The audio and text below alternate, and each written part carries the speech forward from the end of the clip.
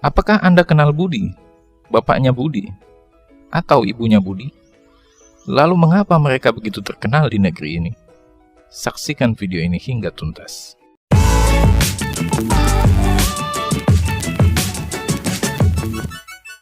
Halo semua, ketemu lagi dengan saya di sini. Kali ini saya akan membahas tentang buku. Ya, buku. Sebelum akses informasi internet berkembang pesat seperti sekarang ini, buku menjadi sesuatu yang paling diburu oleh semua orang, terutama di kalangan pelajar. Di antara banyak buku yang pernah beredar di negeri ini, ada beberapa buku yang sangat populer, bahkan menjadi legenda di kalangan pelajar.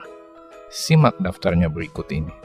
Number 1. Pasti Anda pernah mendengar kisah Budi, ibunya Budi, bapaknya Budi, serta adik dan kakaknya Budi, bukan? Kisah keluarga Budi tersebut memang menjadi cerita paling populer, bahkan menjadi begitu legendaris, yang digunakan dalam belajar baca dan tulis anak-anak hingga kini. Kisah keluarga Budi ini pertama kali dimunculkan pada buku Belajar Membaca dan Menulis, yang menjadi buku pelajaran SD zaman dulu. Buku terbitan Balai Pustaka ini disusun oleh Ibu Siti Rahmani Rauf dan dicetak pertama kali pada periode tahun 70-an. Selain digunakan untuk belajar membaca dan menulis, buku ini sekaligus menjadi buku cerita bersambung yang menarik untuk dibaca. Buku ini mengisahkan kehidupan Budi dan keluarganya sejak ia kelas 1 hingga kelas 6. Hingga kini, buku ini masih terus dicari oleh para kolektor buku atau yang ingin sekedar bernostalgia dengan buku masa kecilnya. Number 2. Berikutnya ada buku Sari Rangkuman Pengetahuan Umum Lengkap atau disingkat buku Sari RPUL. Buku yang beredar sejak tahun 80-an ini seperti menjadi buku wajib bagi kalangan pelajar jika ingin menjadi pintar.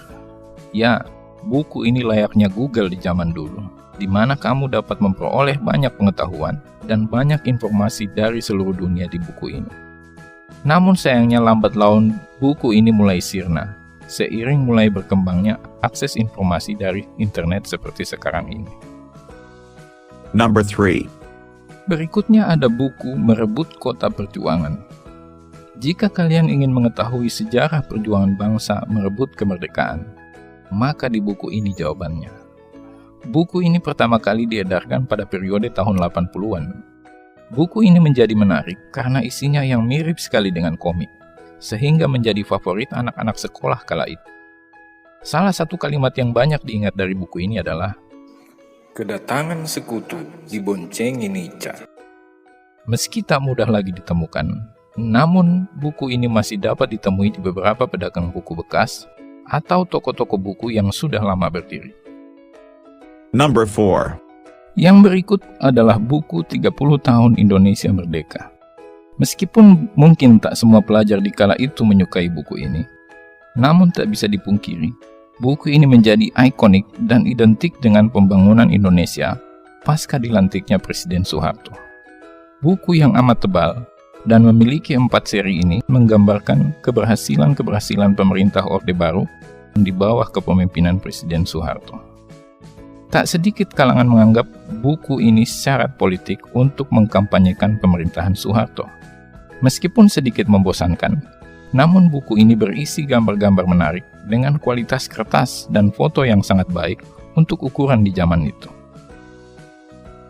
Demikian ulasan kali ini. Mohon dukung terus channel ini. Jangan lupa subscribe dan share agar saya dapat terus menyajikan info-info bermanfaat di sini. Terima kasih.